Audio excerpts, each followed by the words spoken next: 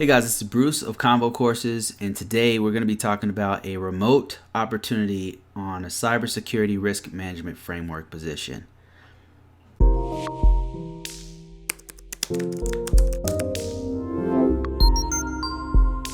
Before we talk about this remote opportunity, you should know that I have courses. If you're interested in on how I'm able to get all of these opportunities week after week after week, I actually do a walkthrough of exactly how I'm able to do this. What's my method? What's my technique for doing this? It's all here. And for a limited time, it's going to be a little bit cheaper. Usually when I release it on YouTube, it's a little bit cheaper. Then a little bit later, I'll increase the price. So if you're interested in that, and actually if you're here for remote work only, I actually have another one specifically for remote work. Let's go to all courses here. Here's all the courses right here. The one for remote work is right here. It's in red. That's the one for remote work. So if you're interested in any of those, just go to convocourses.com. If you're interested in this actual position, I'll put all the information below. What I normally do, and if I were you, if you're interested in job's already gone, more than likely, you just go and contact them anyway, the hiring agency anyway, and then say, hey, do you still have positions? I'm still looking for a remote position, and get in that way. So, all right, let's get into this one.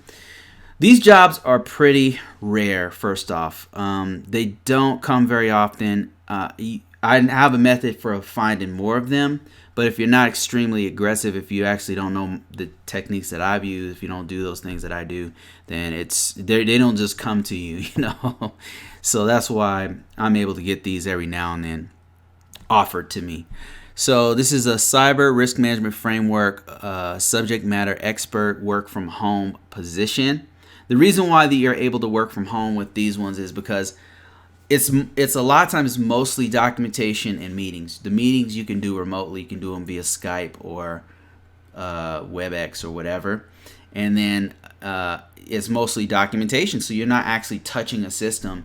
They're expecting you to know the process very well. They're expecting you to probably be a little bit technical in that you understand the security aspects of whatever technology you're working on. They do expect that. But mostly it's just documentation, reviewing documentation, and meetings. KBRwyle is seeking candidates with a risk management framework experience to join their team of experienced risk management framework professionals that support the Defense Health Agency. Makes sense. Risk management framework is a federal standard that many U.S. executive branches use to, not just executive branches, but governments use to reduce the risk to their organization, reduce the risk to their information systems and their information. Position description. They're looking for your primary responsibility is going to be to perform tasks with assessment and authorization and cybersecurity under the Defense Health Agency to obtain and maintain an authorization to operate for assigned DoD medical systems, application network devices. This position will be a part of a team developing recommended courses of action needed to transition current policies and procedures to the DHA Risk Management Framework approved process. So, okay, I can interpret a little bit of this. Assessment and authorization process is a certification and accreditation, now is known as assessment and authorization, but that's pretty much risk management framework is what it is. And it's essentially a process of mitigating, controlling the risk to your organization's information. Primary responsibilities. So they're expecting you to provide solutions to complex problems that require the regular use of expertise and creativity. Problems are broadly defined with the solution. Okay. So you're going to serve as a subject matter expert on one or two technologies and related to ANA activities. So those are the kinds of things they want you to do, right? And they would send you the documentation, everything that they can send you. They would send, normally what they'll do if it's a remote is they'll send you a secure laptop.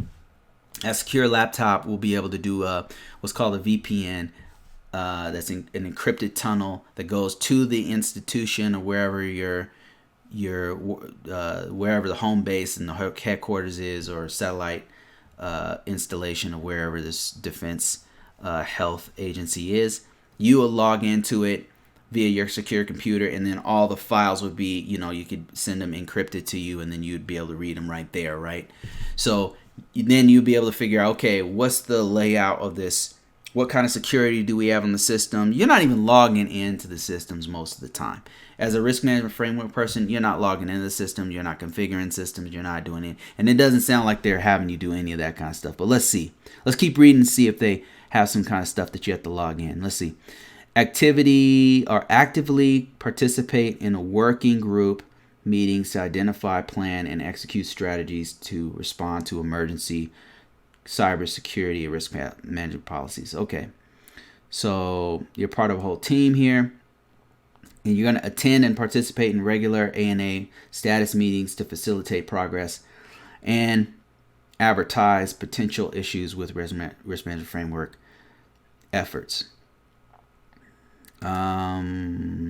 Maintain awareness and knowledge of evolving security and risk management standards, and communicate and apply relevant changes to existing systems. And that's ongoing. Like, systems are always changing and evolving, and processes change from time to time. So that's what you're going to be a part of that. So there may be something new that comes down from the federal government, which happens all the time.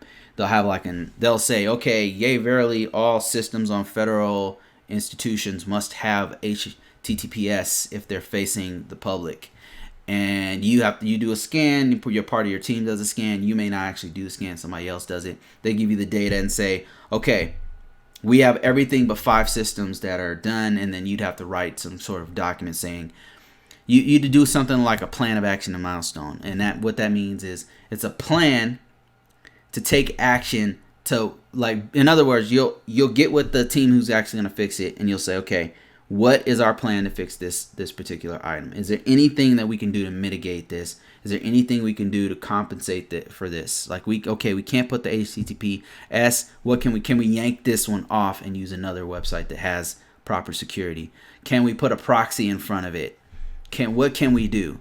You have a plan to fix it with milestones. Like, what is the date we're going to fix it, and then what are the steps we're going to do to fix this particular problem. That's one of the things that you might have to do to come up with a risk management framework strategy to fix a specific issue.